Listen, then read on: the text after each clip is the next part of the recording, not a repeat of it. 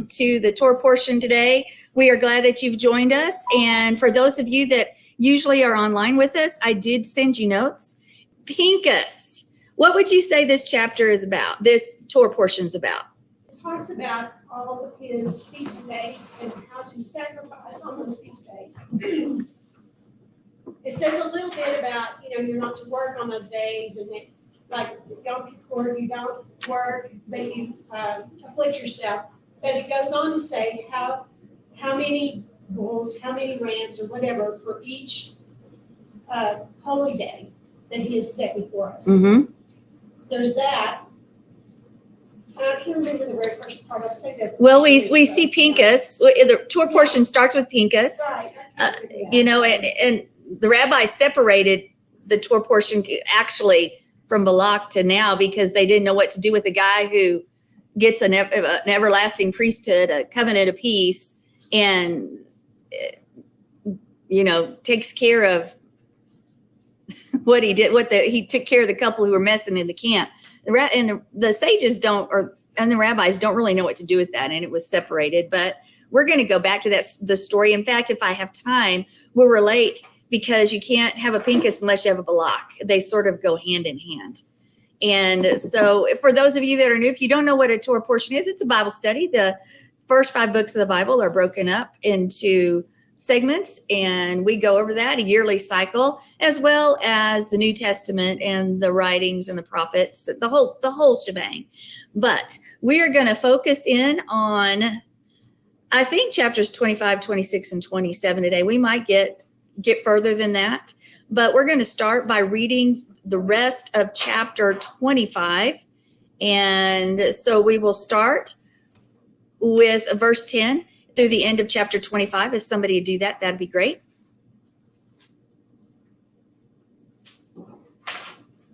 Let me get there. Okay. Now where are you on? 10? Chapter 10, it's basically 10 through 18. Yehovah said to Moshe, Pinchas, the son of Eleazar, the son of Aaron, the Cohen, has deflected my anger from the people of Israel by being as zealous as I am, so that I didn't destroy them in my own zeal. Therefore, say, I am giving him my covenant of shalom, making a covenant with him and his descendants after him, that the office of the Cohen will be theirs forever. This is because he was zealous on behalf of his Elohim and made atonement for the people of Israel. The name of the man from Israel who was killed, put to death with the woman from Midian, was Zimri, the son of Salu, leader of one of the clans from the tribe of Shimon. The name of the woman from Midian who was killed was Cosbi, the daughter of Zur, and he was head of the people in one of the clans of Midian. Yehovah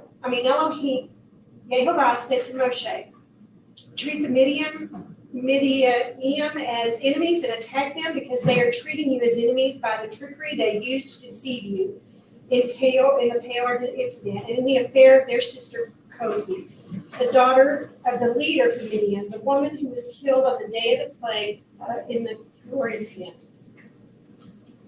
All right. That was 18. Yeah, let's stop there, and we're going to go ahead and just review. I want you guys, if you're in the house or even out, you have questions online, and I'll try to look at them.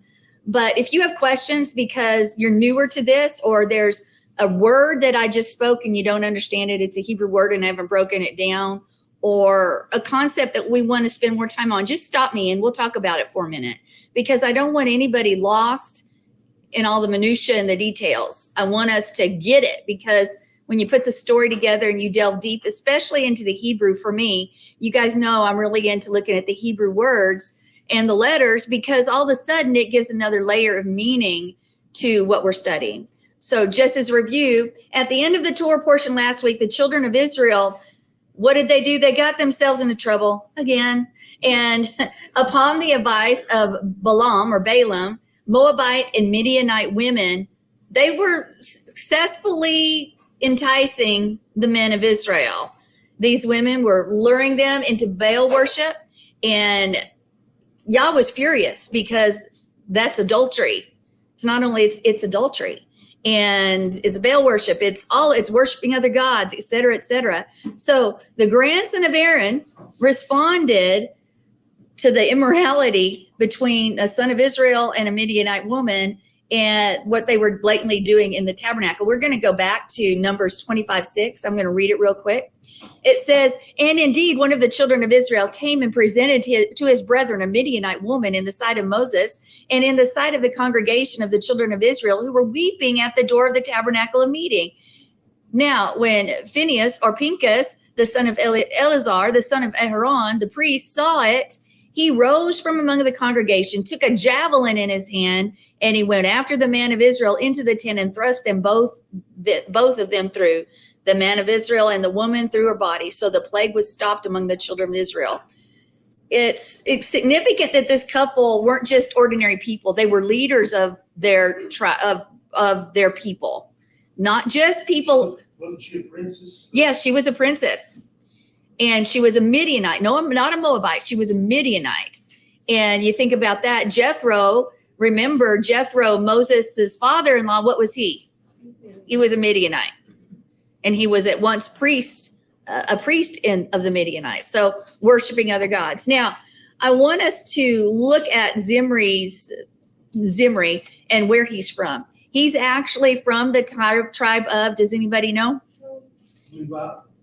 No, he's actually from Simeon or Shimon, depending on how you want to say it. But if we're going to say it in the English way, it's Simeon.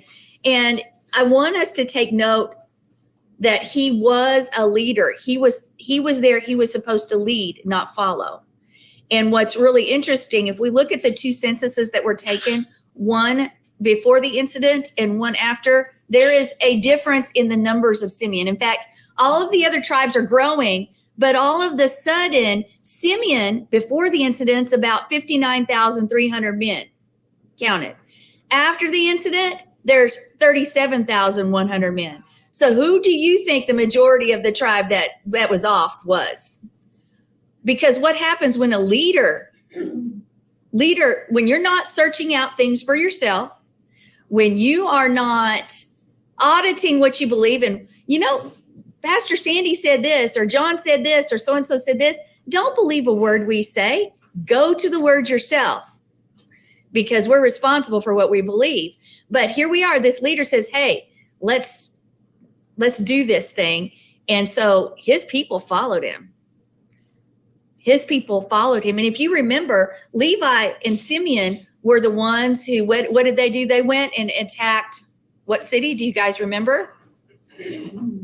Yes. Hold on, and I'll tell you. It was, what's that city? Shechem. That's right. Shechem. Between the shoulders. They went and attacked Shechem when their sister debated whether she was raped or whether she was willingly a part. Who knows? But they went, basically set a trap off the men. And if you go into Jasher, they basically took off and started going from city to city and city. It was leaving a trail of blood. So Simeon was sort of known as a hothead. In fact, Jacob, their dad, said they can't be together after that, because it is said, again, this is in Jasher. This isn't the word, it's a history book, but it has been referenced in the word. But in Jasher, Jacob is like, man, we used to have a good reputation in the land, and now you boys, you've ruined it. Now everybody will hate us. And even Jacob went and did his bow and shot. Anyway, but Jacob said, Simeon, when you look at the blessings, he was like, Simeon, Levi, you guys can't be together, because they must ignite fire with each other. But we do know that if you go back to the golden calf incident, Simeon must have joined in the rest of the crowd, because only Levi stood out and said, hey, we're not going to worship the calf, right? Because Levi was given the priesthood. So Simeon has a history of, when I'm saying Simeon, I'm saying the whole tribe and the history of it. He has a history of being a hothead, moving in passion, maybe before he thinks, and basically doing things he shouldn't be doing instead of seeking the Lord first. Maybe, he was complacent in hearing, because in actuality, Simeon means to hear. So in Simeon, the tribe wasn't just to hear for his own people. Simeon, the tribe, was to hear for the nation of Israel. He was to, everybody has a job when we're guarding the gate, guarding the doorway, et cetera, et cetera. Simeon's job was to hear. And somewhere along the line, he stopped hearing, or he started listening to another voice. And so whatever it is, his hearing either was distorted or it was stopped up because probably there was no intimacy between he and the Father, probably. So in his complacency, he followed another lead. And ultimately, we know that the tribe was, if you had an army or a family and you lost, you went from 59,000 to 37,000 people, that's a huge loss of people. You'd be like, oh, wow, we were just decimated. So that's a little bit of the history of Simeon, with the tribe that Zimri comes from. So we're going to look at the name Zimri first. We're going to go through these, and we may go back and revisit them as we continue on this conversation, because in this Torah portion, I'm going to show you that one of the reasons that Simeon was able to lead so many astray, and Cosby, et cetera, is because there was silence in the camp. If you realize what I said earlier, it said in front of Moses and all the rest of them, the other leaders, did they do anything to stop what was happening? They didn't. It took Aaron's grandson to come up and do something. So why was it even happening then? Because there was silence in the camp. And I'm going to show you how the names and everything point to that, because there's a threshold and a doorway that needs guarded. So when we look at the name Zimri, which is the guy from the tribe of Zimri, he was a leader, and his name means my music. But what music is he listening to? How many of you guys know that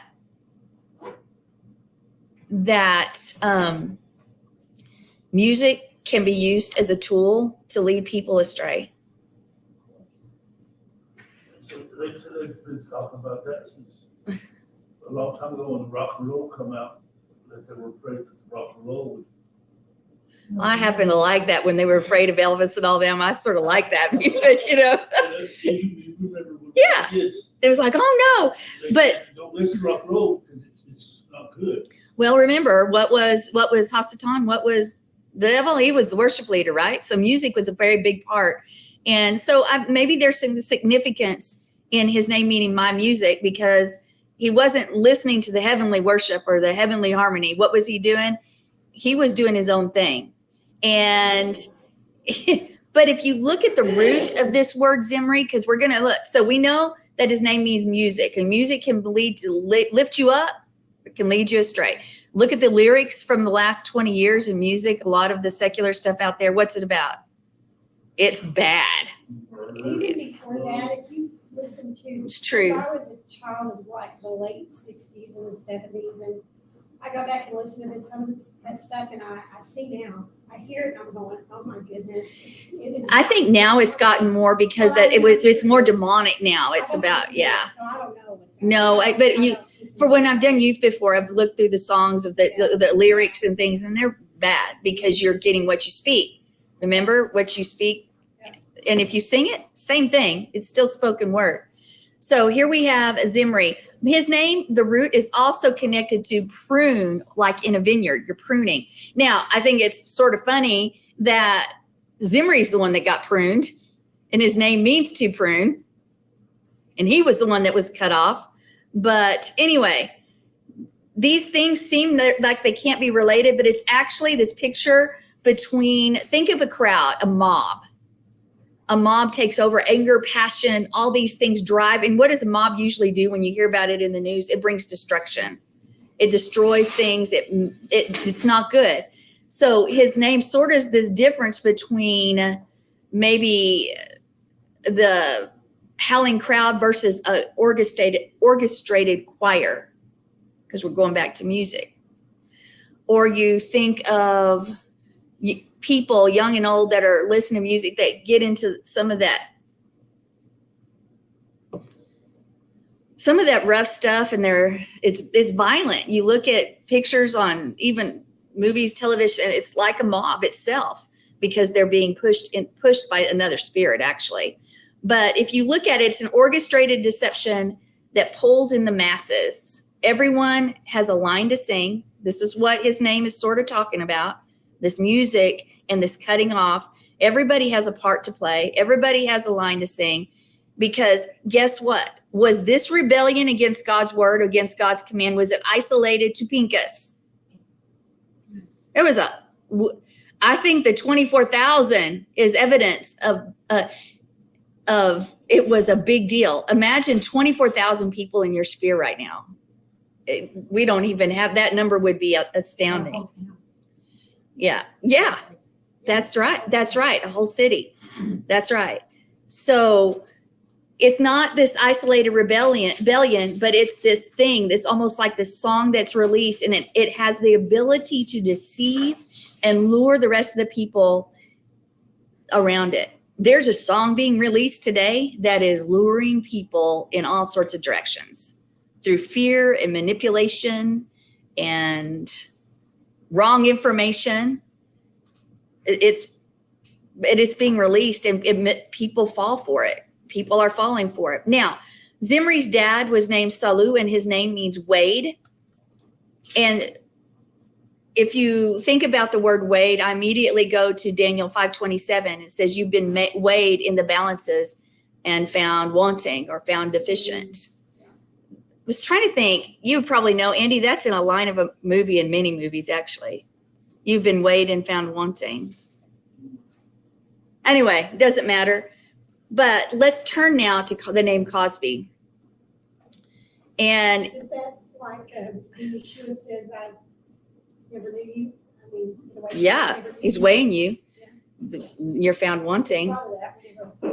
And that reminds me, at death, remember, prophetically, the Egyptian people believed that you had to be lighter than the feather to go receive their afterlife sort of thing.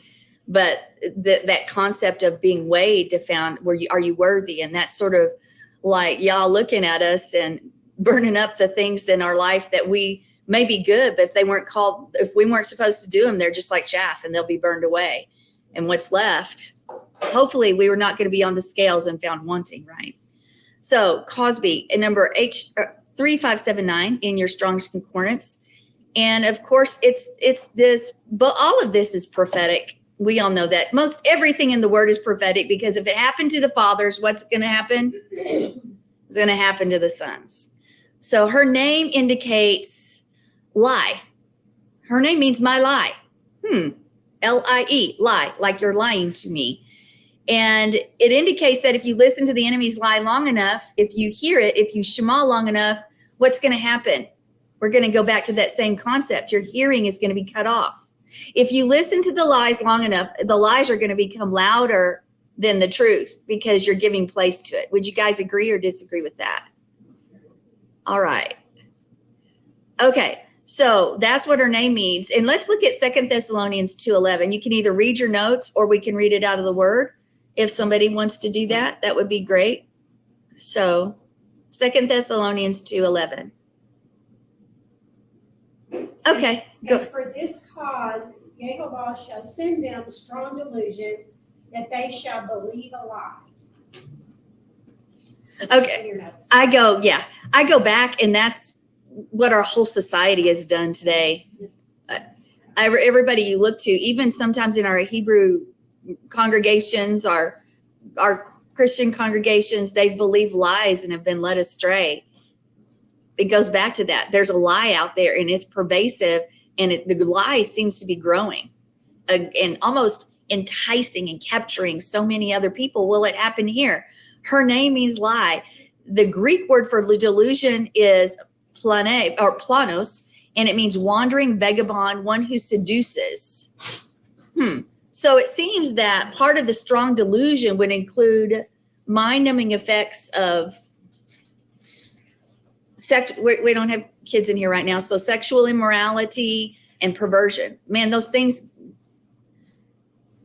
I think when you look at everything that's going on and you hear the stories, isn't that included in almost every story on somebody that's not walking and is actually walking completely against Yah's word? It's almost evil that that some sort of sexual perversion is there.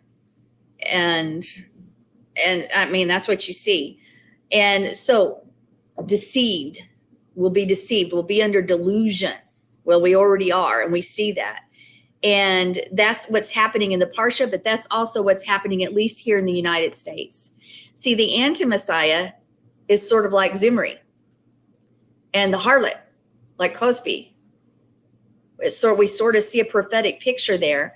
And they go to, what is he supposed to do? He goes into the temple, tabernacle. He goes in there, and what does he do? He does his thing. It's an abomination. Well, that's the same thing. How does an enemy get past a doorway? Can anybody answer that? Huh? Exactly. Right. You have to let him in. When you have a doorway or a gateway, should it be guarded? Yes. So there was nobody guarding the gates. And the anti-Messiah is the same thing. Nobody's going to be guarding the gates. Zimri and Cosby, they went through the doorway and they performed whatever they did. That's what they did right there. And it shouldn't have happened. Somebody should have been there to guard it, because we read Moses and everybody else was watching and they did nothing at all. So Cosby is the daughter of a Midian, and her father's name means rock. Isn't it interesting that she's a liar and her father's name is Rock? So rock and lie. So a lying rock, which would mean a false Messiah, which is an anti-Messiah.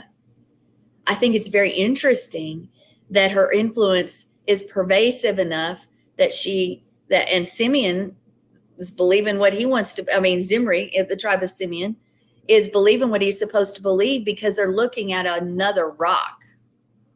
Yeshua is the rock, but this rock, Cosby's dad, had a daughter who was a lie, probably because he's a false god, because she's a false bride.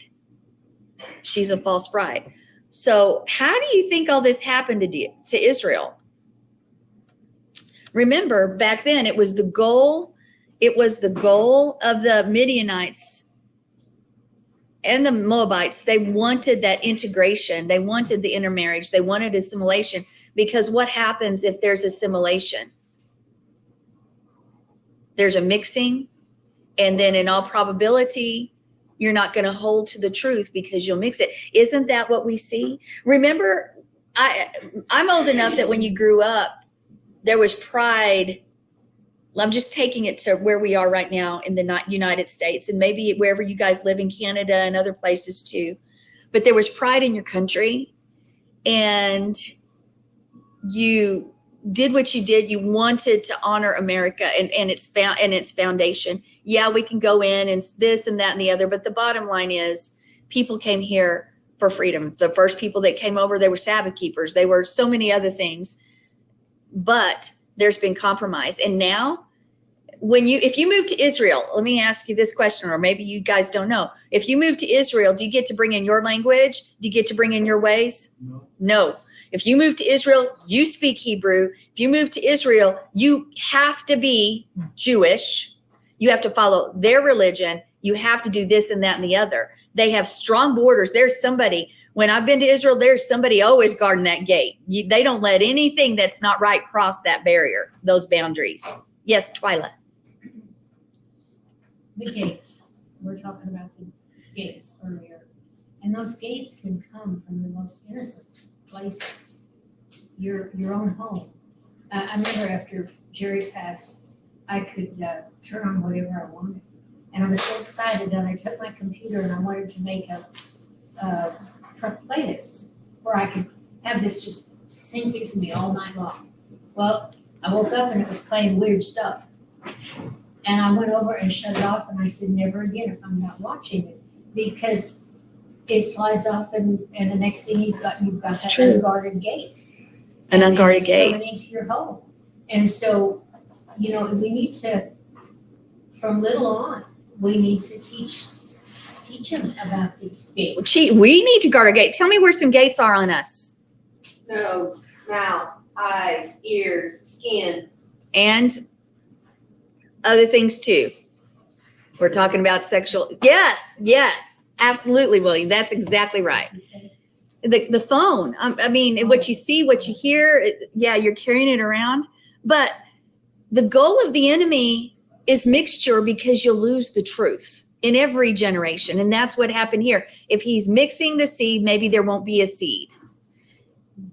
The enemy tries to come into our families, into our congregations, and cause mixing even. We can't do that.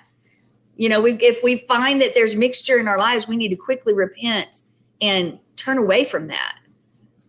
But mixture, Numbers 25:2 says they invited the people, Israel, to the sacrifices of their gods, Baal, and the people ate and bowed down to their gods. Guys, this is Israel. They have seen the miracles in the wilderness. They're about to cross over, and guess what? They're having idol worship and bowing down to other gods. Do you think Yahweh could have that when they're about to go into the land? He had to do a quick purging. And that's why I was listening to something, or I guess I saw it, I didn't listen. But somebody was saying that Pinchas murdered. Pinchas did not murder, because there's a war. When there's war, the casualties are not murder. There's a difference between murder and kill. When it does not say thou shalt not kill, it says thou shalt not murder. Pinchas stood up and said, no, the line will be drawn, it has to be drawn here, because if that would be allowed, Israel would have been lost, because it's like a disease and it continues to spread. So anyway, Yah is furious because of this idolatry. His bride is once again entering into adultery. Now, Baal worship or Baal worship. In all probability, Cosby, being a princess of the Midianites, probably felt pretty good about what she's doing. She probably didn't have any qualms about it. What would you guys say? Hey, it's all good. But in Baal worship, in part, there's temple prostitution. Okay. In many of the religions of old, sex in their worship places is common. I know here in the United States, that's growing up the way we've grown up, that's odd. But in other places, that's sort of common. And she might have even considered herself a missionary. I'm a missionary to my Baal. And anyway, but here's the thing. Temple prostitution was mostly for the upper class, the elite. So if you were a commoner, you probably weren't operating as a temple prostitute. Now, I thought it was really interesting, because I went and looked up online about the mixture of that this resulted in. And there's archaeological evidence of the mixing. I didn't include a real clear picture. If you look at your notes, you'll see a small picture. I didn't want to, because it's very graphic, and you can look it up online. But when you read the inscription, it is,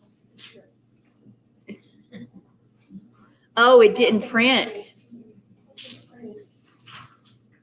That's why okay, that's really odd that it didn't print. Okay, well, what you see is this tablet, and you see men with things exposed, okay? And then you see it's broken, and I'll show it you guys afterwards. I'll show you guys what it looks like. And you see another structure made of a tower, and it's the inscription or on it is Yahweh and his Asherah.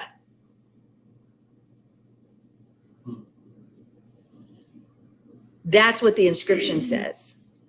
And Sarah is the goddess of fertility. And it's written across the top. I'm reading this across the top of the 8th century BC drawing on a ceramic. Now, we know that's secular, so exact dates might not be quite right. But the bottom line is that's bad. I mean, everybody knew Yah's people were mixing with Baal. They were mixing with Asherah, these ideas. And the 4-tiered cult stand was found at Sanoak, and it's thought to represent Yahweh and Asherah, because each deity is depicted. Mixture. Isn't that what people do today, though? Is they make God in their own image, the image they want him to be in. I mean, we condemn them and say, how could they possibly do that? but it's happening in congregations all around us. And that's one reason when John and I are leading, or anybody else here, I hope, but when we find, we got this one wrong. If you've been here long, you'll find out that we will immediately say, we got it wrong. And we say, we're sorry. Let's turn away from that. Or we misunderstood, or, I'm not embarrassed to go before people and say, wow, I messed up, because I'm fallible. I do that quite often. Well, we need to. So now I want to look at Pinchas for a minute. We're going to start putting all these thoughts together. If you're bored, let me know, and I'll see if we can. Hopefully you're not. But let's go to 1 Chronicles 9:17. It is in your notes, but we can also go to the word on that.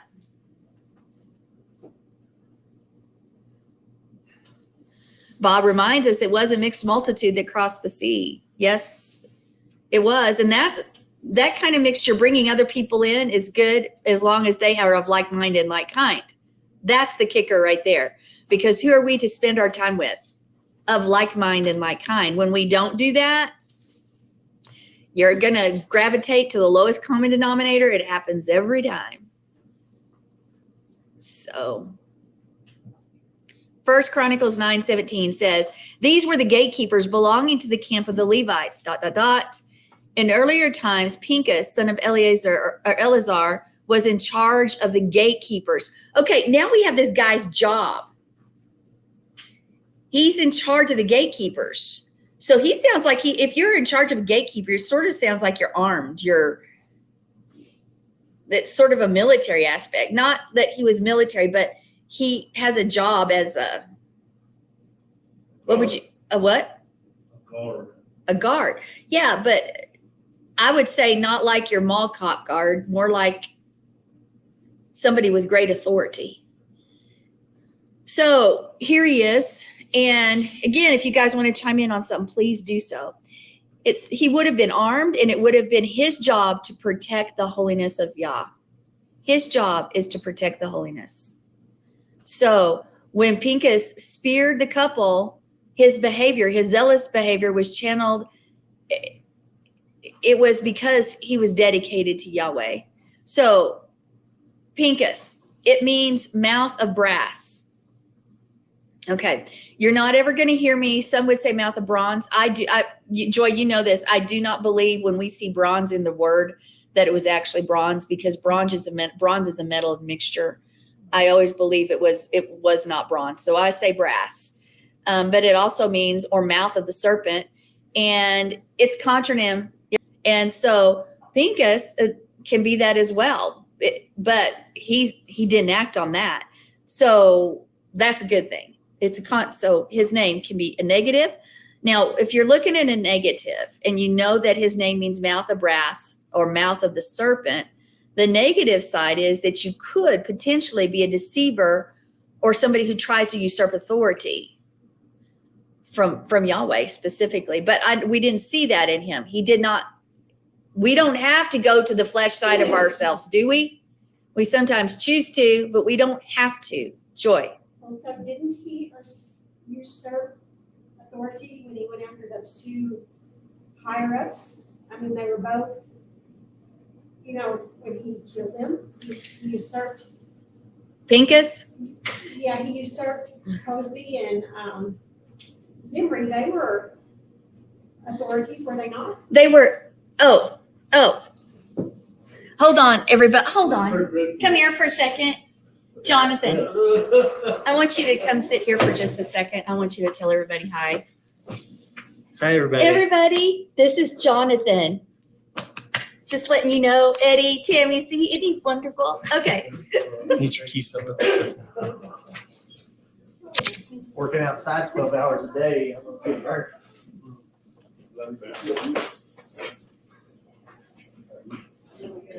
All right. Sorry, you guys.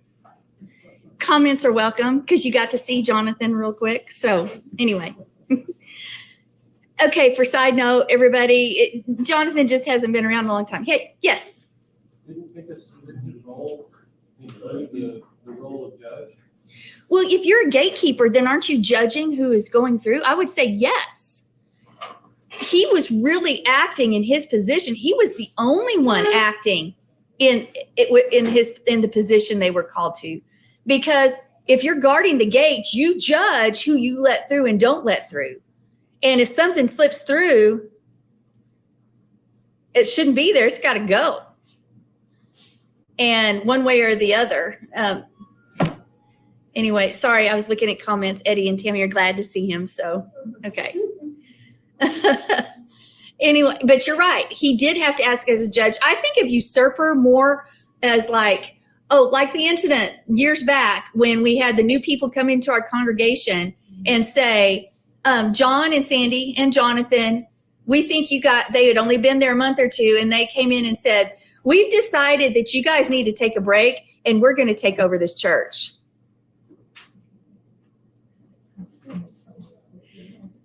And they took people with them. That's usurping authority, I would say. I mean, we were like, and of course, long story, I'll talk, if you guys don't know, I can talk about it some other time, but. Bring a stranger that you know is not really a stranger. Oh, you do bring a stranger? Yeah, but- Wow. Hold on a minute. There you are. Tony! Oh! It's good to see you. Okay, sorry. We have Tony here, if you guys are listening and know him, and he hasn't been here in a while, but Tony has been a very important part of Life of Worship for a long time. So grab some notes, Tony, and let's hear your voice whenever you want to speak. Hallelujah. So anyway, I'm just being blessed all over the place today. I got to see my son. I get to you can see where you can sit wherever you want. Okay. Let's see if we can find my place back here. So, and by the way, Terry says hello, Tony. Hi, Terry. So we know that the brass, or as so many say, the bronze serpent in the wilderness became an agent of healing, but it also later on became an idol. So that we were sort of talking about the contronyms. Now, I want us to look at all of this because when you dig more into the Hebrew language, and I put this whole thing in your notes, and I'm just going to read it because there's a lot. So it reveals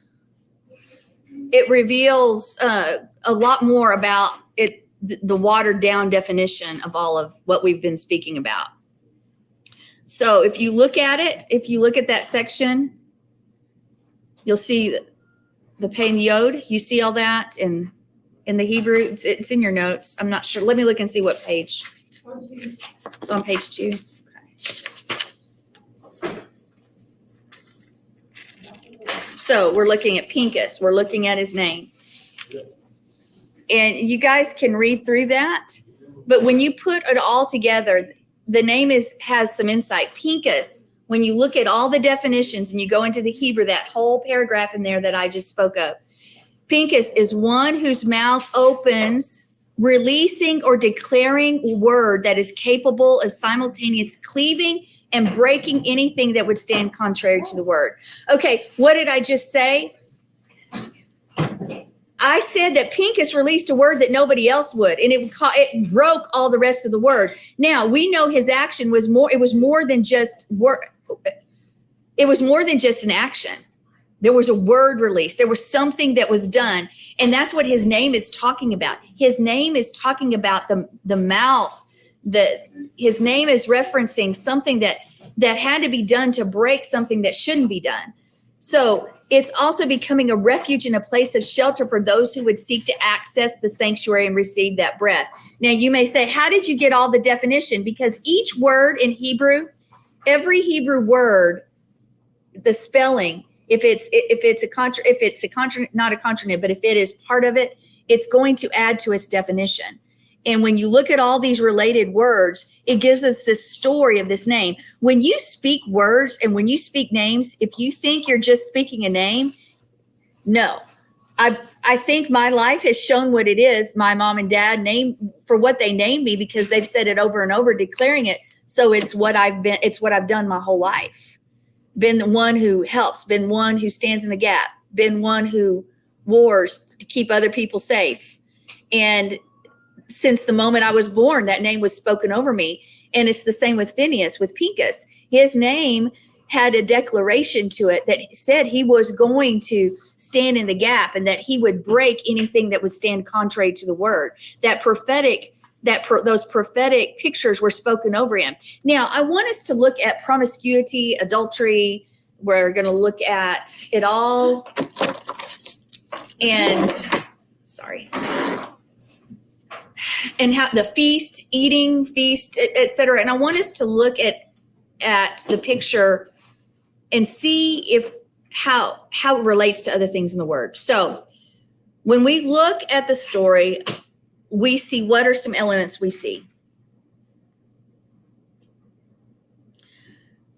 Okay, let's go back to Numbers 25:2. Israel began to commit harlotry with the daughters of Moab. These women are called Israel to sacrifice to their gods, and they ate and bowed down to their gods. Okay, so they started committing harlotry. So we've got adultery, and then they sacrificed to idols, and then they ate food and worshiped other gods. I think you're going to find those four elements come into play. It's like, and whether it's idolatry or adultery, I think we're pretty much talking about the same thing. And I'm going to go into that a little bit here. So promiscuity leading to adultery, and then sacrifice, and then a feast. Does it remind you of anything else? Whirlpool. The what? A whirlpool. A whirlpool? Okay. Is there another time when there was adultery, and there was idolatry, and there was a feast, and there was worship? The golden calf. Yes. So when we go to the golden calf, Exodus 32:6, it says, after the people of Israel built the calf, they sacrificed burnt offerings and peace offerings, and they sat down and they ate and drank, and then they rose. And rose right there is often referenced to sexual activity, by the way. I don't know if you ever related that to each other, but they were basically worshiping that golden calf and doing some other things. Okay. So Rashi brings an example. He says, when Joseph was working for Potiphar in Egypt, Potiphar's wife tried to frame Joseph. She said that he came to lie with me. And it's the same sort of word. So you can go throughout scripture and see that some versions say play, that they ate and drank and then they played.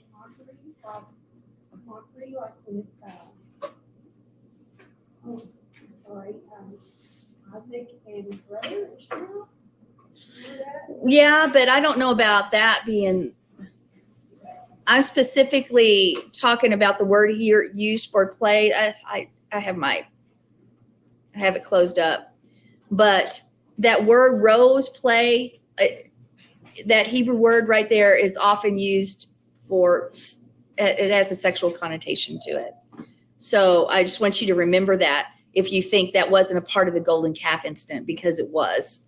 So both stories are of adultery, but they move into worship, they move into sacrifice, and they move into a feast. Why is a feast or eating, why is that notable?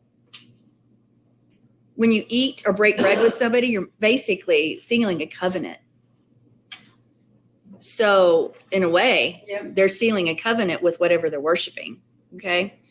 So there's another that parallel with the golden calf. Exodus 34:15-16 says, God says, don't forget a covenant with other nations, because you'll stray after their gods, and the people will call you and you'll eat of their offerings, but it won't end there. You'll take their daughters and their sons, and their daughters will stray after their gods, and they'll pull their sons astray to those gods as well. That's paraphrased a little bit.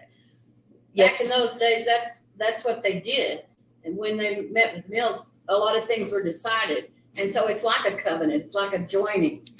But think about a business meeting today. Mm-hmm. People go out and they meet for business over a meal, because it sort of relaxes people, puts them at ease. They're more willing to talk and negotiate, et cetera, et cetera. So for us to think that just in those days that covenants were cut and deals made were over a meal, that it ended there.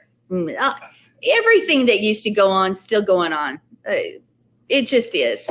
It just is. Cyclical, yes. It's cyclical, exactly. So the sin of Baal Peor is exactly what Yah is warning against at the golden calf incident or Egel. It's the same thing. It's happened again. It's happening again. And of course, calf Egel is number 5695.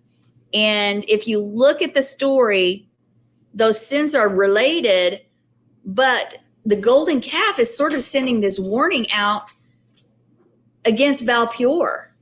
Do people heed the warning though? Do we learn our lessons from when we mess up? The hard way.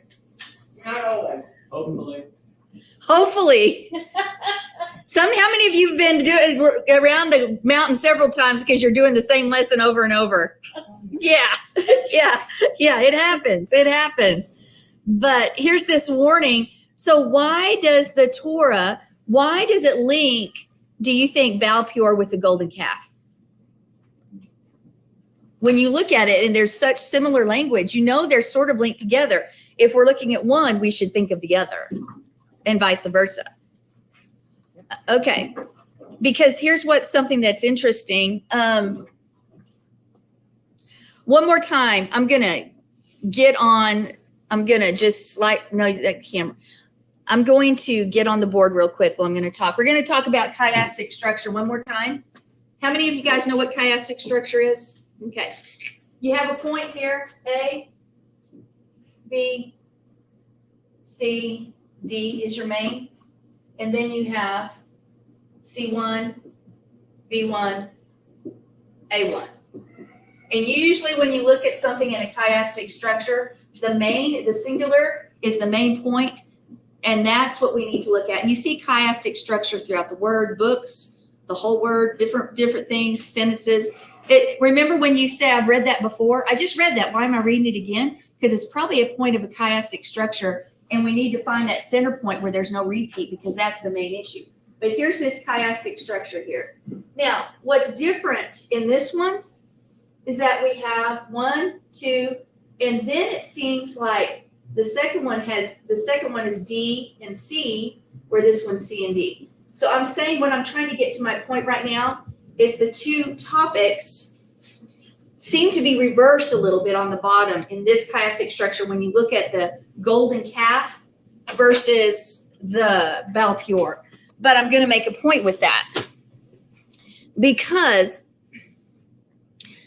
even though the order is reversed, and what do I mean by that? We have, well, I'll spell it out here for a moment. For instance, you have in one instance, you have idolatry, which leads to adultery. And in the second one, you have adultery, which leads to idolatry, or vice versa. So what my point is that adultery and idolatry, Same. why are they reversed, or are they the same? Same. They're the They same. mesh. They mesh. Rabbi Foreman argues that situations where in a chiastic structure, when you have something so similar, the story seems so similar, but yet one's idolatry to adultery, and the other one's adultery to idolatry, that those things are actually related in the same thing. So we need to look at it like this. So in this chiasm, we expect the two events, both straying from God and worshiping a foreign deity, have the same elements, and they fit perfectly.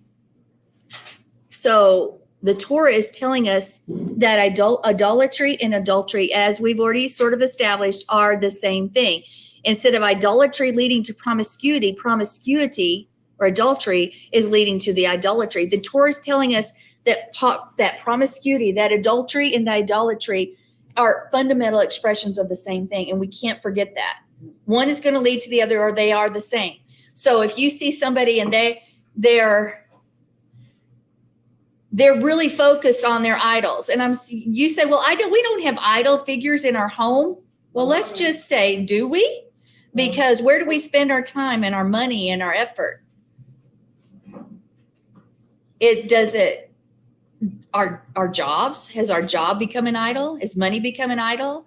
television, video games, something else. Those things can become idols. And if they're taking the place of what our time with Yahweh, guess what? Then we are committing harlotry. To think that it's just a physical thing, it's spiritual as well. And we've got to watch that, because one leads to the other and the other leads to the other. So at its core, what is sexual activity? It's a tool for intimacy. That's what it's supposed to be, created by God in marriage, right? It's about intimacy. When we see knowledge in Hebrew, da'ah, it's about an intimacy with God. Intimacy. It's this knowledge. I'm not saying that with God, but it's talking about the intimacy of knowing. Okay. But if you choose to be involved in any kind of activity because it's just pleasurable, because you want to, because it's the common thing, you've just cheapened what God gave you. Weakness. Right? And you've taken the tool, you've taken what God's given in intimacy, and you're using it to build your relationships for your own means. Okay? So you're using it not for love, but for momentary pleasure or for some other gain. And what that destroys intimacy completely. That's why we've got to watch what we do, not only physically, but spiritually. What kind of picture are we painting? What are we actually doing by our actions? Witchcraft. Well, manipulation is like witchcraft. Yes. And so with that, we destroy this construct of intimacy. So sexual activity becomes a tool for pleasure and feeling, not for love and depth. Now, idolatry, what's the same thing? Worship, the very thing that's used to build a deep, loving relationship with Yahweh that shows intimacy. Remember, worshiping him is the only way that we're giving back to him. That's right. Like this, we're just getting. Give me information, give me knowledge, give me wisdom, show me what I'm supposed to do. But when we worship, we're actually giving something back to him. It's intimate. But in the case of idolatry, it's used again, worshiping idols, bowing down to them, giving them your time, your effort, your money. It's ruining that kind of intimacy towards God as well. So in a polytheistic idolatry, worship is not about creating deep relationship. Worship's about doing something to get something. Has anybody ever done something to get something? Maybe once. Yeah, your job. Get a paycheck. That's true. Daryl. Covetousness, or however you say it, is idolatry. Well, yeah, because you're wanting something else. You're focused and you're wanting something else that somebody else has, and your mind and your focus can be on that thing. So absolutely. So with idolatry, worship is just a tool for bribery, for selfishness, and we could probably add a whole bunch of other words there. So promiscuity is taking sexual activity, which is meant to be a tool for a deep, loving relationship, using it for selfish purposes, for pleasurable purposes. Idolatry is taking worship, which is also a tool for a deep, loving relationship with Yahweh, and you make it selfish, and you make it meaningless, and et cetera, because you use it for other gods. But both of those things are ways of destroying that very concept of intimacy. And both what we see it in both stories here, in the golden calf, and we see it at Baal Peor, what's happening right here, right now. And the idolater and the adulterer deceive themselves into thinking they can have their cake and they can eat that cake too. I can have what I want, do what I feel. But that is the logo, or not the logo, that is the mantra of today. Hey, do what we want. Do what I want, do what feels good. So they're not building relationships with him, they're building other relationships. So you may say, I'm not worshiping other gods. Oh, I'm not worshiping other gods. I'm outright, but are we? Yes, Twilight. One that the United States is the only one country I know much about. Talk real loud if you can. We really put any kind of sport on top of everything. What our Sabbath, we we get interfered with sport. Sports becomes an everything, and it has been for a long time. It's true. William. But I think anything we take the focus on God, we have to count this adultery. It's just because you're taking away from that time. You're right. You're right. Even a false religion, it can be adultery. Well, it is. Yes. Definitely is, yes. Well, in the Old Testament, it went on all the time. And it has through the years, and it's still going on today. That's true. Anybody else? See, regardless of what we're looking at here, we know idolatry, intimacy, feasting, eating, worshiping, all of those things should be used in context. And that's with Yahweh. I'm not saying you can only eat with Yahweh, but who are we cutting covenant with? Have we guarded the door, the gateway of our home, our threshold? Who are we sharing with? Who are we communing with? What are we being intimate with? Those questions we all should ask ourselves, because when Yah sees Pinchas's act, he's like, yeah. And again, one more time, I have to emphasize this because to me, it's shocking. The other leaders weren't doing anything when Pinchas and Cosby were doing their thing. They were just standing around. And you want to know something? Most people look to the leader. They'll go, well, is he going to do something? Okay. If they don't do something, maybe it's okay. I mean, let's be real. That happens. Okay. They're doing it, so maybe that's okay. But Pinchas said no. And Yah was pleased with that, because the intimacy with Israel had been betrayed with God and within the people. Because remember, the people were being deceived as well. They were going along with the show. Mm-hmm. And so when Pinchas stands up for promiscuity as a prince of peace of the people, even, he's making a statement. Representative Israel saying, we do not stand, and we will not betray our relationship with Yehovah, our Elohim. The line is drawn here. And so this violent act, it seems to be violent. I think it needed to be violent. Because did this just creep in one time, or was this going on around the camp? Going on. If you have a cancer in your body, do you poo-poo it away, or a disease of any kind? Do you sort of, I'm just going to gently handle this thing that shouldn't be in my body? Or do you go after it aggressively? You got to go after it with all your force.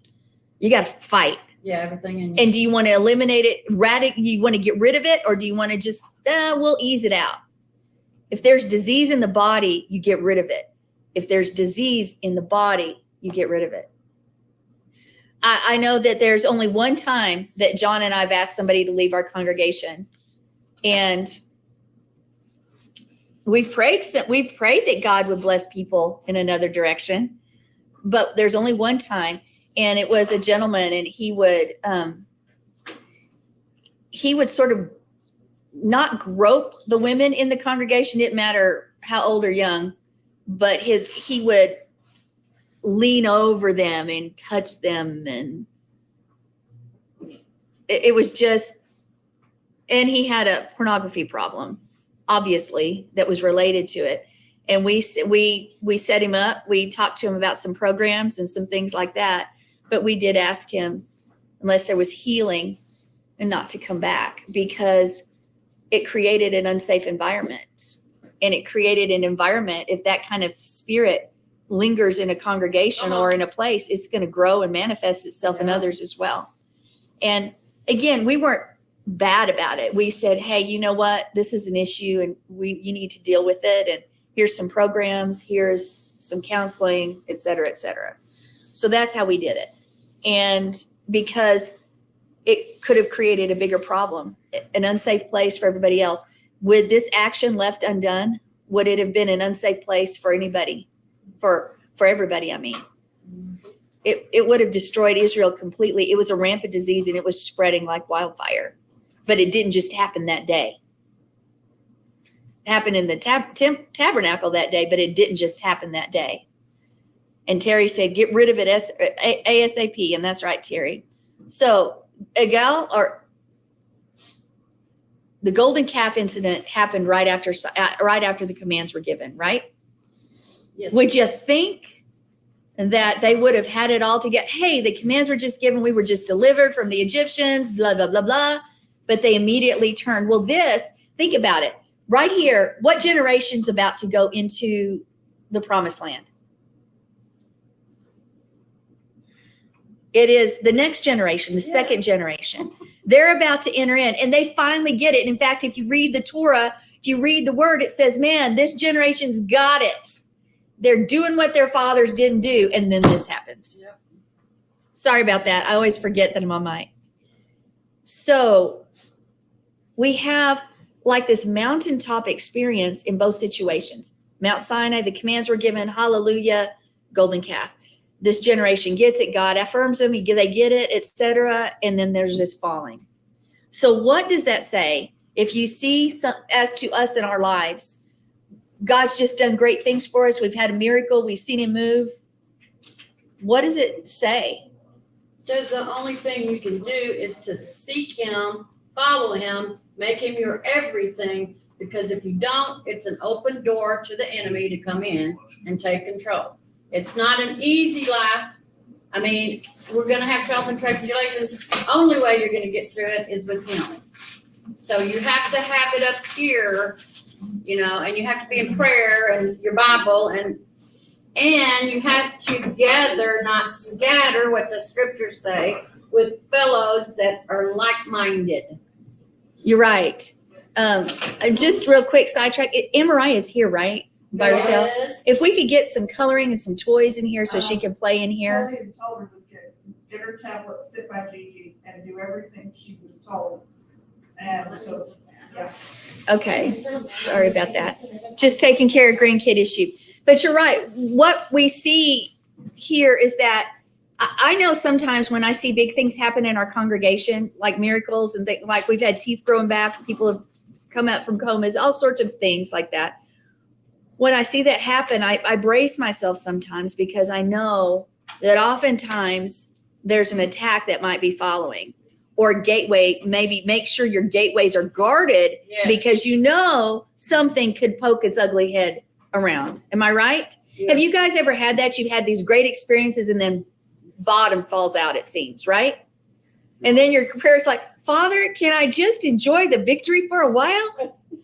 Do I have to keep fighting? But yeah, we're at war. Yeah, you will till you go home. Yes. What's worse, I have to confess that I've allowed that to scare me away from pursuing what I should sometimes, because I know that there's dangerous following. But you want to know something? The safest place to be is the center of his will. Yep. Though the whole world may be falling around us, though this is morbid, but so to speak, dead bodies everywhere, meaning, I'm not meaning literal, but the safest place to be is the center of his will. So if you're in the middle of battle and bombs are going off everywhere, if you're in the center of his will, you got it. It's fine. And it also says he will make a way when there seems to be no way. He will make a way out, but you got to be in him. You got to be on him. You got to be around him. You cannot put him to the side and say, okay, I'll see you next weekend or whatever, It's true. That's true. I beg your pardon, I never promised you a rose. I beg you. Yep. That's right. Now, I think one of the things we need to learn from this is we need to stay away from, we guard the gateways, but we also stay away from the doors of temptation. Maybe we should do that. And maybe we need to go so far as build a fence and make it so we can't locate the door. I don't know, but maybe it's something we need to look at. We need to stay away from that door because we know where maybe we have a propensity for that area as a weakness in our life. But I think, and then some of the people say, well, why was Pinchas promoted like he was? Well, I want you to say the people that did not worship the golden calf, what happened to them? Who were they first? What group were they? They were the Israelites. The Levites. Yeah. Exactly. And what happened to them? Because they stood up and they said, we will not worship. We will not commit adultery and idolatry. Exactly. They were promoted. Yes. So guess what's happening here to Pinchas? Because some say, why was he promoted? He stood up And what happened? Because he stood up in the gap and would not cross the line and stood up for righteousness, what happened? He was promoted. Yes. An everlasting priesthood, a covenant of peace. So we have that.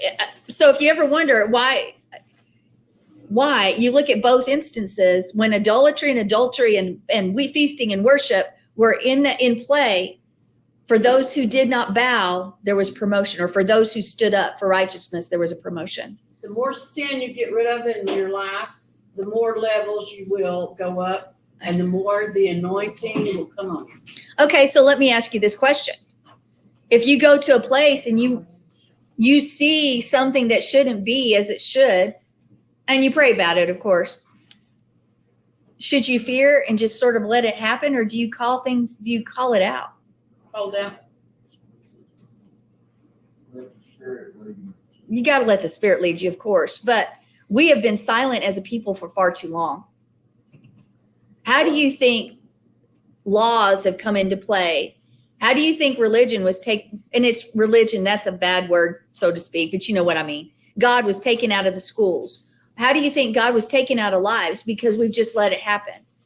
My kid, I was involved. If my kid's friends weren't appropriate, or the ones that he wanted to hang out with weren't, and he never hung around anybody bad, but if they weren't in the word and they weren't, I said, you can't go hang with them. And I know even as a teenager, people would say, you're just too, now they would say helicopter parenting, but you know what? I'm in charge of that life and raising that life. And I will guard the gateways and the doorways and make sure my son, my granddaughter, etc., is safe from all those that would try to enter through the gateway. Isn't that what we should continue to do? Mm-hmm. Not only with our own families, but for our congregation, for our spiritual walk, for ourselves.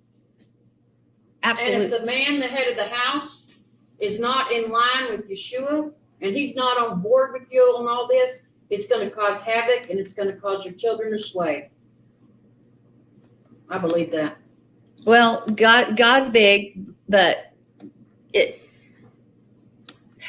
well, let's just say they have more of a chance of swaying. Well, I think anytime you can be both Torah instruction believing people, but you allow this or that little thing in your life, which is still compromise, which is still sin. The kids see it. Kids, what do kids do? They watch what you're doing. You can have perfect parents and still have a kid that rebels. Well, that's true too. Absolutely. And I'm just saying. It doesn't that the parents did wrong. It's just the kid rebels. So parents could actually be perfect in trying to raise him and put him in church and raise him the right way. But if he or she hangs out with the wrong crowd, like mine, yep. It'll happen, just like happened to me. You stray away.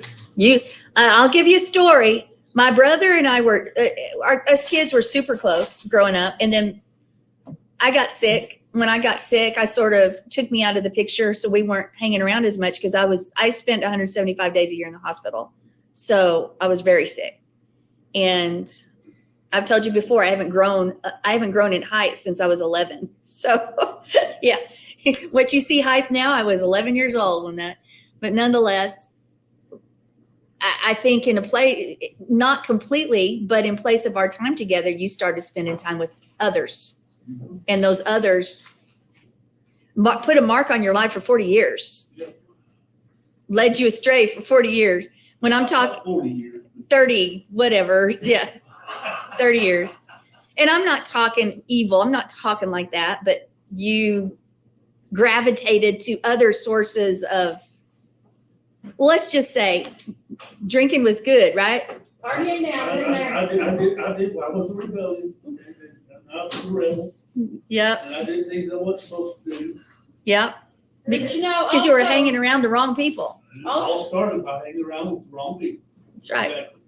But we're not held responsible, we as parents, and some parents don't know, okay, because what iniquity's passed down, that when you bring God's laws and what to do into your home, and the man especially, then you're not held accountable.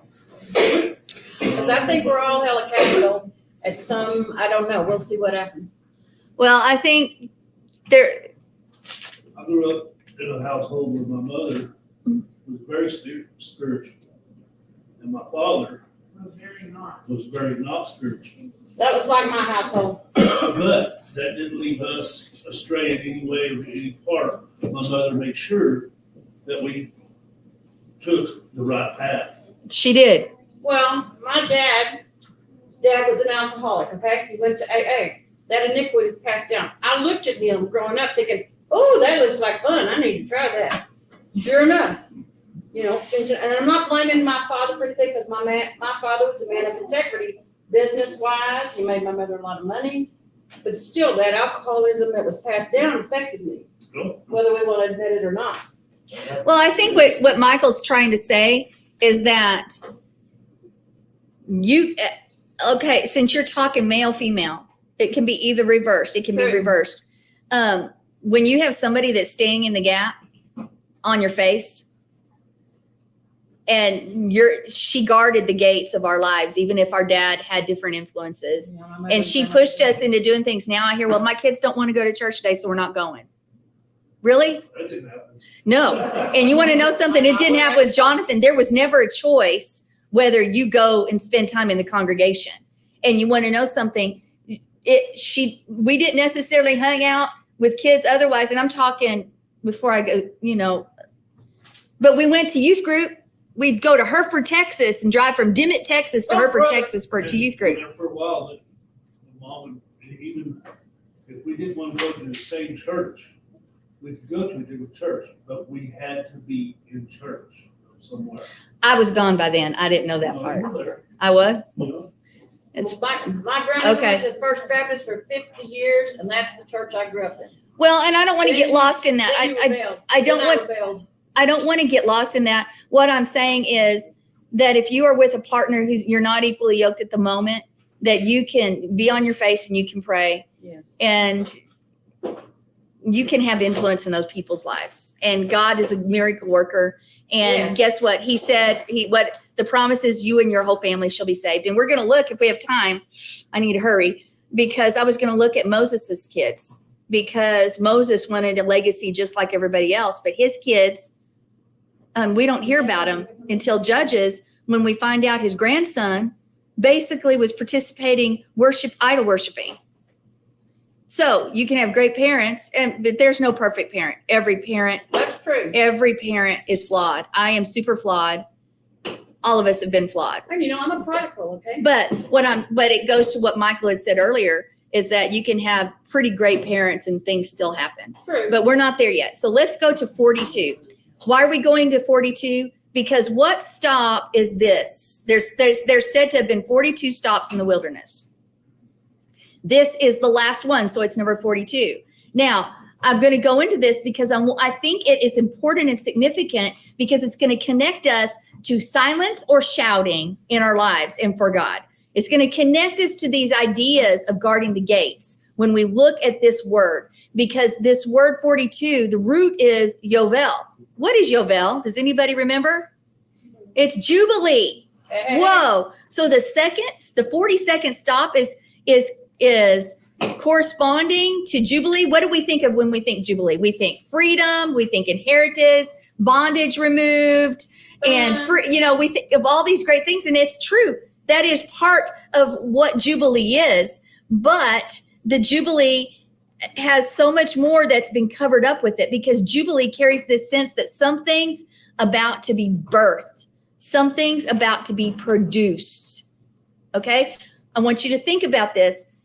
Jubilee, this Yovel, this 42nd stop is connected with something about to be birthed. Well, we know they're about to go into the land, so that's for sure about to birth something. But the root of Yovel literally means something that's going to be born. A harvest is about to take place. In other words, when you study the meaning of the word Jubilee, the root word Yabal literally takes us to the connotation that there's a harvest coming. There's a harvest coming. But what kind of harvest is it going to be? Yeah. That's the question. Because we know that the 50th year, you had Shemitah years are every 7 years, that we're not going to get lost in all of that right now. But we've got to understand why Israel is coming into a land. What's the land supposed to be? It's their inheritance. Okay. It is that is their inheritance. And it's always based upon whether they keep the Sabbath cycles. What happens when they weren't keeping the Shemitah and they weren't honoring those things? You're kicked out of the land. When you're not honoring all of that, you get kicked out of the land. So our inheritance depends on whether we are obedient to his word. If you love me, you keep my commands. Exactly.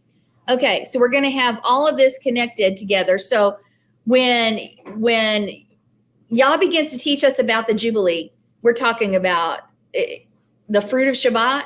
We're talking about weekly, yearly, and the festivals and honoring the Sabbath cycles, et cetera, et cetera. It all comes into play. So we can understand why Israel is being, that since the land is their inheritance, that everything's being examined quite a lot. Because what are we bringing into that land? If something's about to be birthed, how many of you have a garden and plant bad seed and it's okay with you? You don't want to plant bad seed. You want healthy, strong seed, because bad seed is going to bring up a bad crop. Right. I've always told you, do you say I'm going to plant some beans but put some corn down and expect a bean harvest? Nope. Is it going to happen? Whatever seed you put in the ground is what you're going to harvest. So if you're connecting idolatry and adultery and disobeying, not following Yahweh, not being intimate with him, what kind of seed are you going? You're going to be planting bad seed, and that's what's going to be birthed within you, within a nation, within a community. So we've got to watch the doorways one more time, because the Jubilee is literally, if you think about this, it's this point where something's about to be birthed. That means it's like a doorway. It's like a gateway. So this 40-second stop is like a gateway. It's like this doorway, and it's going to bring about a harvest. If you're obedient, then you're going to get a great harvest. If you are disobedient, if you ignore it, if you don't honor it, his word and his cycles and his days, you're going to bring about a different harvest. That's right. And we've seen before that the people get excommunicated. They get kicked out of the land when they're not following. And we were, right? Because the moment we plant a different seed, we don't honor who we're supposed to be or what we're supposed to be. Because all of a sudden, the Jubilee, what is the Jubilee supposed to be? It's supposed to bring a blessing. What would be remember I told you guys this word earlier, what would be the opposite? A curse. So this Jubilee, this Jubal, this 40-second, it can either be a curse or a blessing. Well, for Zimri, Cosby, and 24,000, what was it? Because they let it happen. There was rebellion in the camp. There was no guarding the doorway of their lives to even fall into the lascivious lifestyle that they fell into. So the blessing becomes a curse and actually removes you from the land. The blessing becomes a curse and removes you from where God wants you to be, because you chose differently. Because guess what? What kind of people were in the camp of Israel? They were good and bad. Yes. They were good and bad people. People following his word, people not following his word. Those that kept it and those that walked it out and wanted to be born anew in this new birthing that's about to happen and become a generation that's going to enter the land and experience the promise and experience the blessing. And that there were those who really didn't care, who thought they could do it their way. That was rebelliousness. They didn't care. They didn't care. So they were the rebellious in the camp, and they allowed the seed of rebellion to take part in their life, which rooted itself in families, which rooted itself in a tribe, obviously. I mean, we're sort of guessing here, but it really looked like a tribe if we looked at the numbers. And it caused a curse. So Yabal Jubilee basically indicates you're transferring something from one place to another. And it's because it's a doorway. There's a shift. There's something about to happen. So look at the doorways and the gateways in your life. Is there a shift, something about to be birthed? Okay, 42nd, Yabal. Okay, so there's always a battle over who controls the gates. Would you guys disagree or agree with that? No, I agree that. Who is controlling your gates? Who's controlling the gates of your family? Come on. Who's controlling the gates of your congregation? Are there any watchmen on the wall for John and I? I'll ask that question. Because really, Pinchas was a watchman. He was a guard.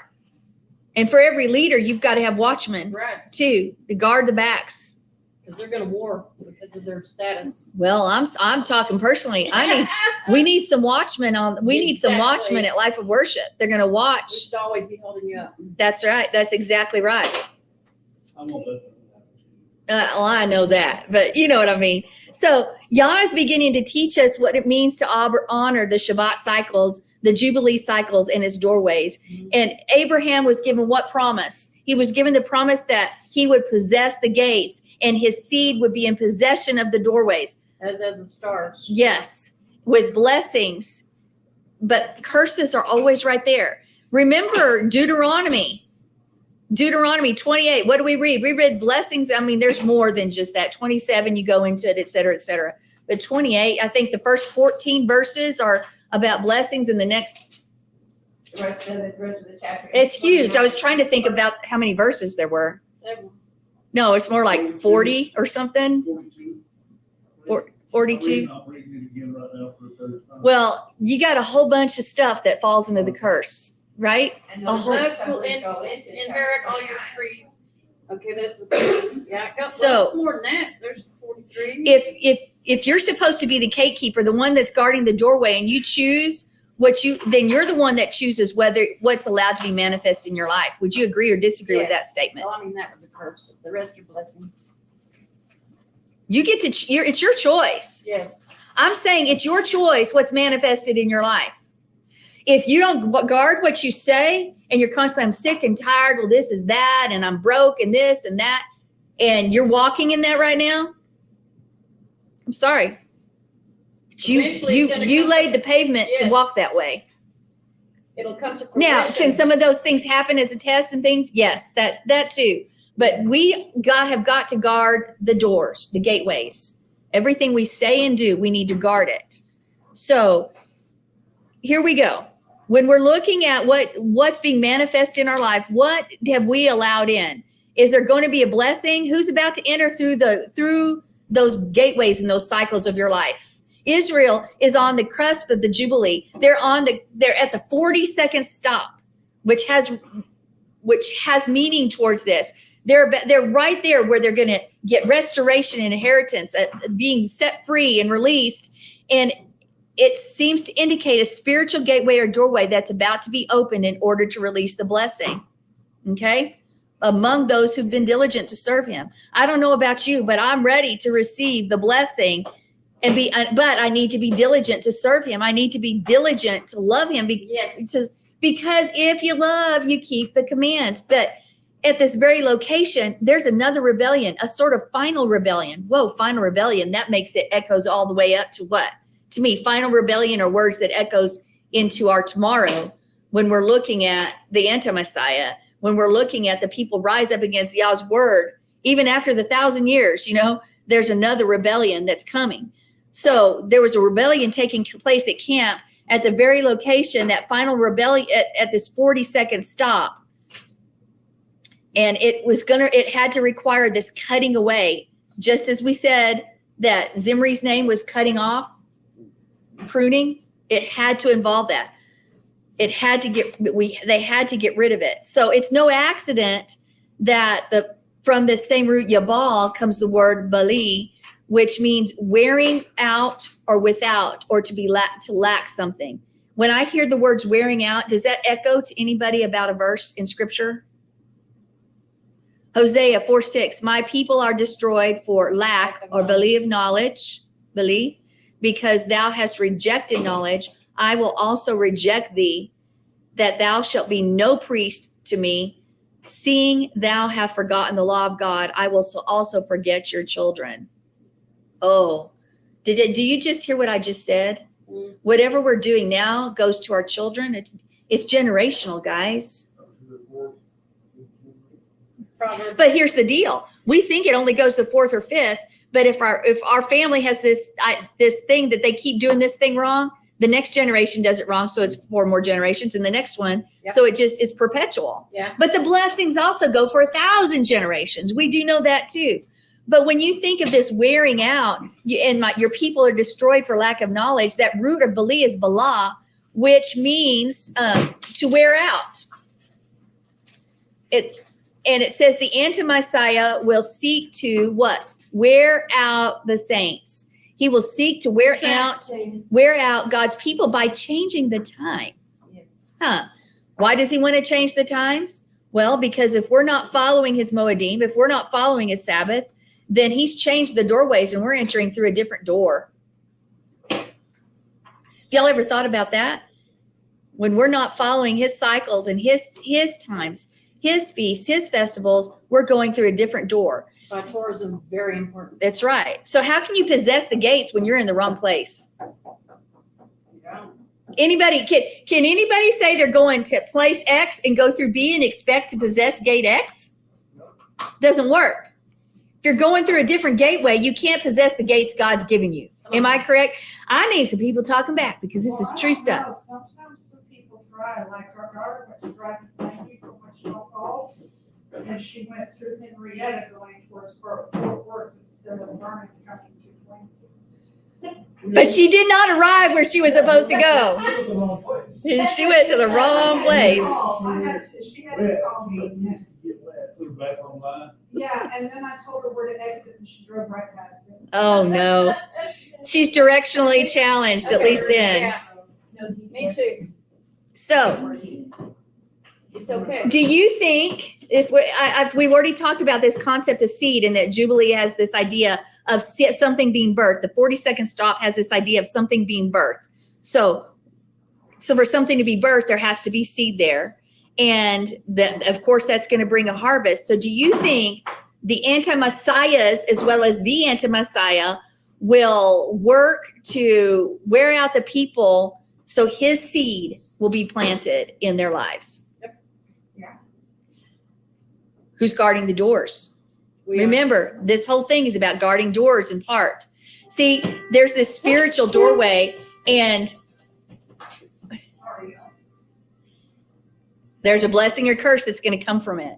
And I already told you that there's this generational idea because that phrase in Hosea said, I will also forget your children. And we just talked briefly about the generations. Here, let me get past my notes there. Whoop. But it should hold so important why we have got to model the best we can do. Kids can still go astray, but we've got to model what we want in our kids. Because it doesn't matter what we say. Anybody who's had kids or grandkids or great grandkids, does it matter what you say or matter what you do? Yes, you do. Both. You have you have sons.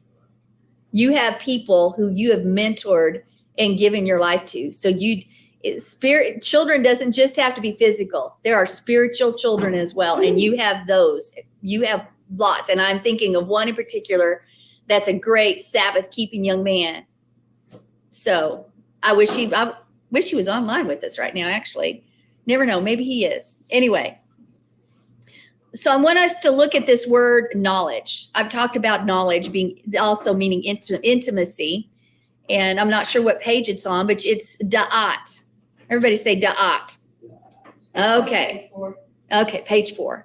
So it's from the root, and y'all are going to know this, from the root yada, which means to know and understand the character of a person because you walk together, you cried together, you've been together. It's intimate knowledge. So not like, man, I know them. I've seen them. Yeah, I know who that person is. We're not talking know like that. It's intimacy. So one more time, we have these appointments, the Moedim, but they are supposed to be times of intimacy, times of yada. Okay, as this Israel is here at the 42nd stop of the Yovel, and something's about to be birthed, which we've already established that. But when you're on the brink or the cusp of Yovel, when you're at the threshold of the Jubilee, you're going to find that the fruit is going to begin to come forth. You've got to judge the fruit. So something's happening. The fruit's being judged over Cosby and Zimri right now. Okay. Now we also talked about destroyed. My people are destroyed for lack of knowledge. Okay. Let's look at that word. Is there more to the word destroyed? My people are destroyed for lack of knowledge. Is there more to that word that's going to give us a bigger idea of what was taking place with Pinchas and the rest of the camp? Yes, because the word is dema, which means to cease, to perish, or to cut off. But get this, and this is where what I talked about at the beginning today. It also means silent, to be silent. Destroyed can mean to be silent. To me, I can think of times now, our silence, as we've spoken of even briefly just a little bit ago, our silence and our inactivity has led, and not guarding the gates has led to various things in our lives as well as our nation's life. So if we see this idea of being cut off or to be silent, we see the connection to Yovel, because Yovel means, guess what Yovel in part means? Another meaning, shout. Oh. So now we have this idea of destroyed silent and blessing the Jubilee, the Yovel shout. That should tell us right now that we should not be silent, but we should be raising a shout, because this idea of shout is it's like a specific sound of the shofar. The Jubilee is cut off, boom, silenced, dema, when we haven't da'at, had intimate knowledge and walked and known Yahweh. I'm going to say that again. The blessing, the Jubilee, something being birthed is cut off because we haven't walked intimately with Yah. Is anybody feeling convicted? Okay. Because I think we could always all do better. We need that intimacy with Yahweh so that we know him, so that we hear his whisper and we understand. Otherwise, the Jubilee is silenced. But let me ask you this. If we're silent, is there somebody else speaking? Because there's always a counterfeit. That's good. There's always a counterfeit who's standing in gap, waiting for our silence, That's right. waiting for our lack of intimacy with Yahweh, waiting for us so he can plant other seed, so he could stop the blessing in our life, so he could bring curse in our life. There's always a counterfeit waiting in the wings. We've got to remember that. So depending on how we're walking with him, we find that the Yovel is going to release a joyous shout. Hey. Let it But go. when no one is declaring God's word, Yes. when everyone is being silent in the midst of ungodliness, the curse is released. When there's no one declaring the promises of God, no matter what their circumstances are, when there's no one releasing them, the curse is manifested in your life, in the lives around you, because everything we do or don't do is like a wave that affects everyone else around us. All in this word, all having to do with what happened in the camp. See, there was immorality happening in the camp. If the immorality if somebody had stopped it before it reached the tabernacle, would it have ever reached the tabernacle? If somebody had done something about it before? No. True. But there was silence. There was silence. Hosea reveals that, as well as having not known him, we're disqualified and incapable of becoming a priest if we go back to that scripture. It said, because my people are destroyed, and now we know destroyed is silent in part, as well as being cut off. And so you can't function as a priest. Another interesting connection, seeing Pinchas in this Torah portion is granted what? An everlasting priesthood, a covenant of peace.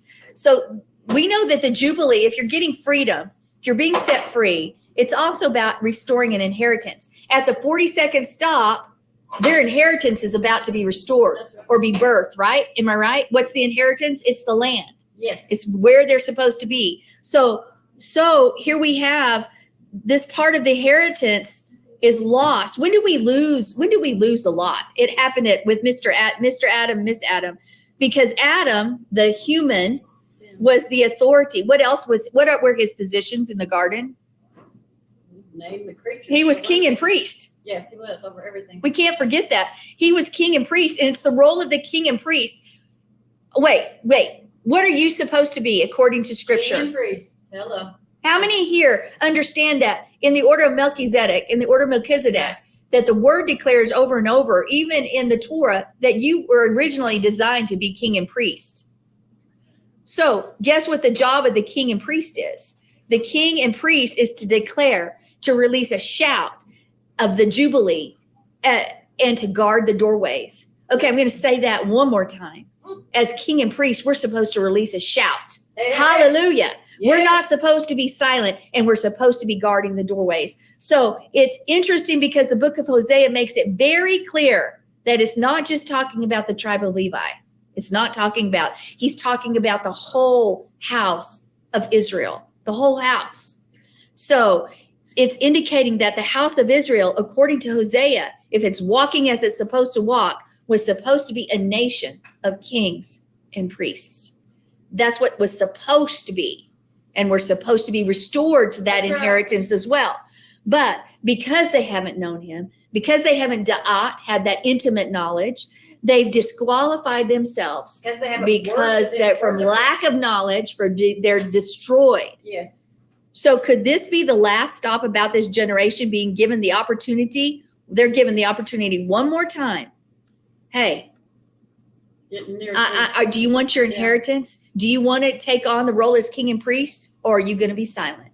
So let me ask this question. Are you silent when you should be shouting? Are you inactive when you should be active? Is there a point in time in your own family or your own life or your own neighborhood, your own job where you needed to get the javelin? Oh, I wish I could go into the word javelin. There's no time. And crush that spirit that's trying to take over. Crush that spirit. I don't know, but you know what? That's pretty exciting to me, because there's a shout that's going to usher in the Yovel. There's a shout that's coming, and there's a shout that should be here right now. And because we're going to get our inheritance. You know what? We've got to remember that the promises of Yah are yes and amen. But instead, we allow Zimri and Cosby to enter in the midst of the anticipation of something being birthed, of going into the promised land, of releasing the shout, of being set free, of getting your inheritance. At the 42nd stop, Zimri and Cosby come into play. In the midst of the anticipation, everybody's waiting to hear the shout, but what they hear is silence, and see Zimri and Cosby in the house. Shake off your inhibitions and go to the throne room in your spirit and worship him. And that sounds way out there for for some people, but that's what it boils down to. You think they're silent in the heavens? They shout his name. Hallelujah. That's praise right. you, Yeshua. They go there. They don't sit around and go. That's right. I just want us to understand that Zimri literally becomes the shadow picture of the anti-Messiah, as we've already spoken, in the harlot of Babylon. And let it go. When we think about the names, the lies, remember music and being cut off and lies, all of that is very important. Okay.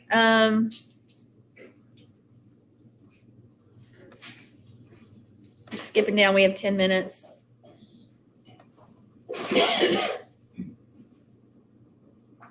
I want us to look at this. I want us to look at the difference. Numbers 25:6. Could somebody reread that real quick for me? Numbers 25:6.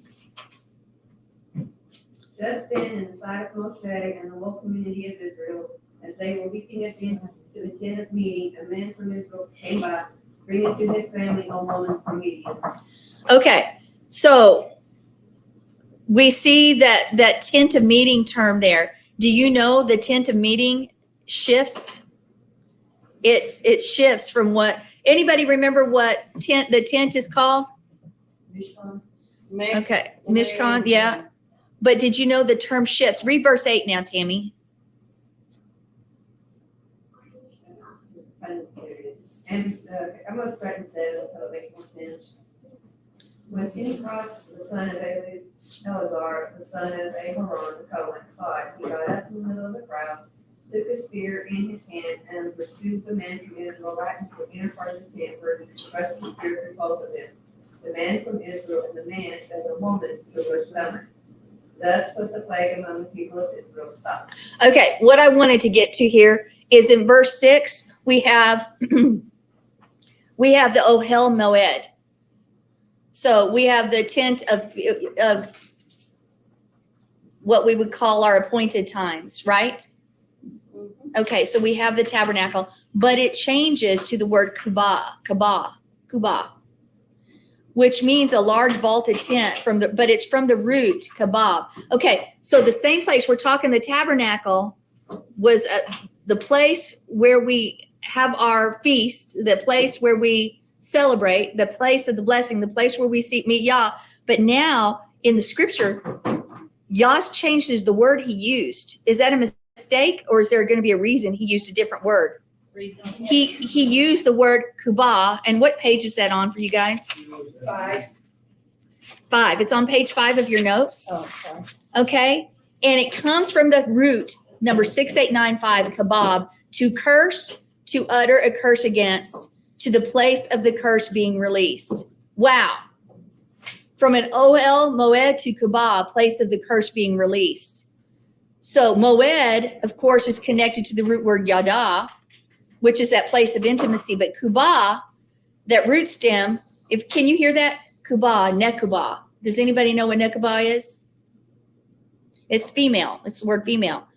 So the concepts behind this role of the female is one equipped with a facility designed to receive something. We've talked about that.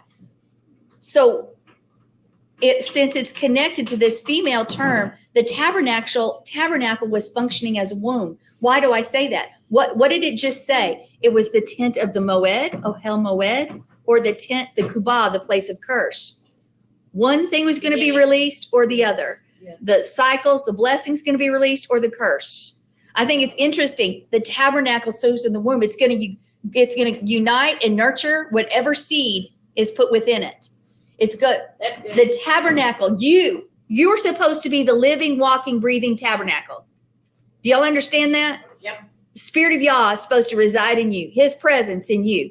So whatever seed is nurtured at the doorway of your heart and your life is going to be the seed that's produced. Are we going to be silent and let it continue? Or are we going to aggressively shout and get rid of what shouldn't be there? Bring it. We are the bride. What is being wombed within us? Because we're going to nurture whichever seed it is, and that seed is going to be allowed to enter. And that's the reason kings and priests who are supposed to be guarding the gateways, making sure that nothing compromises and enters into the womb and changes the shout of the people. As kings and priests, your shout should not be changed to silence because you haven't guarded the gateways. This congregation, gateways, your job, your family, gateways. Who's guarding the gateways? What's being released? What seed is being produced? Zimri and Cosby enter into the tabernacle and it becomes kubah, curse. Place where the curse is released. Yes. We're not going to have time to go into Cana. Okay, real quick. I told you I would reference Moses real fast. I've only got officially 2 minutes. There's a whole bunch more I wanted to talk about there. But I want you guys, do you understand how important it is that you're not silent? Do you understand how important it is that you guard the gateways of your life? Mm-hmm. And individually as well as corporately? Okay, let's go to... And then get your joy from him, not in another place. Moses. I told you, I have like 6 pages. We can't do that. I told you that I was going to go over to Zelophehad's daughters too. Not have to do it to be continued. Yeah, but I don't get it. I don't get to go over it again. So, okay. Zelophehad's daughters.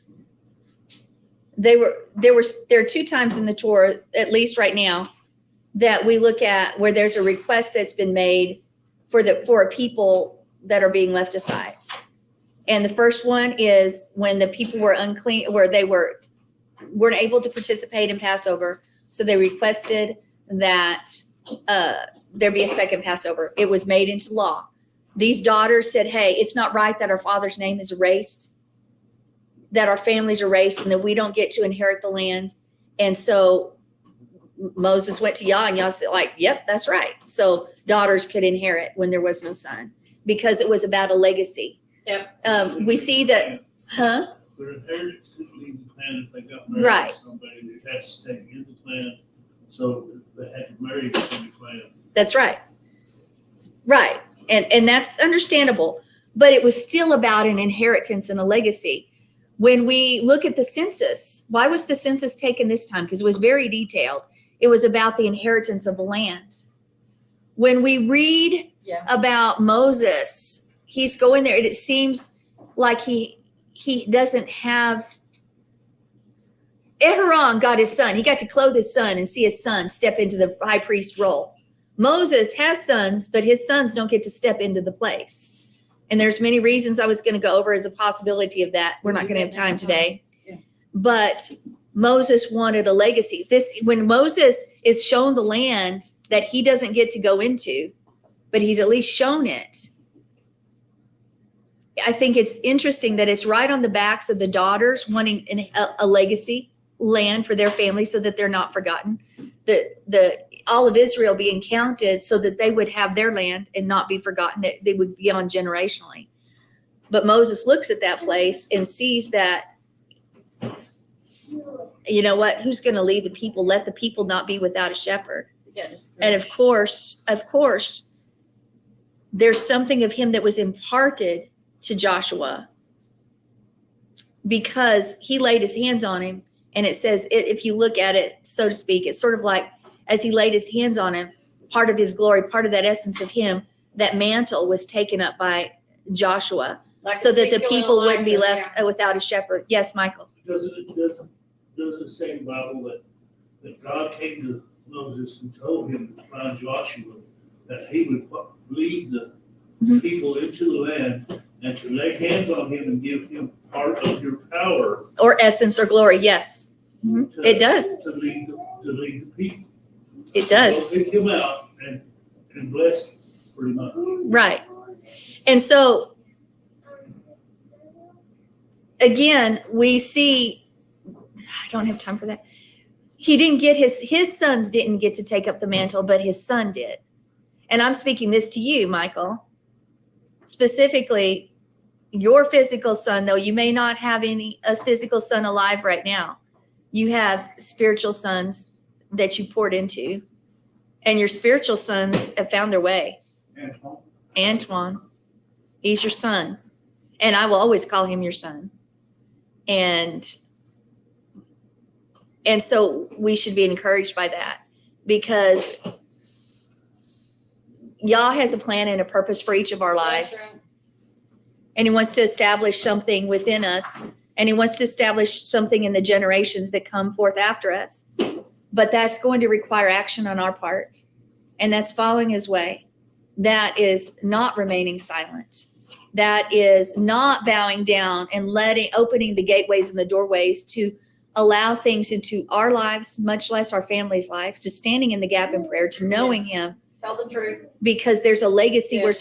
We're supposed to enter into the land and take hold of the promises and not the curses, but we get to choose. And when we look at Pinchas, I didn't get covered near what I wanted to cover today, but we covered a little bit.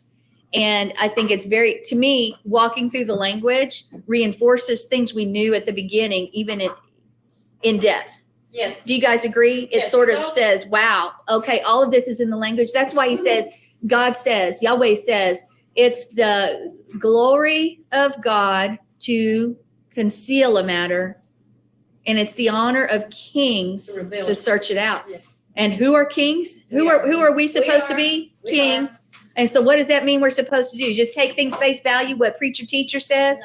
No. We're supposed to go out and search it out because and that means it's not necessarily, treasure's not hidden, treasure's not on the surface. You got to dig. You got to dig. And that's what we get. Mm-hmm. So I want to thank you guys for joining us today, and blessings to you. We're going to have more of this service coming up. I'm so excited to have everybody here and everybody online with us. I hope you guys got something from all of this.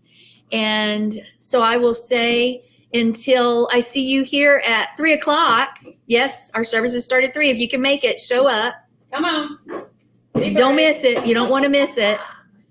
But I will say shalom.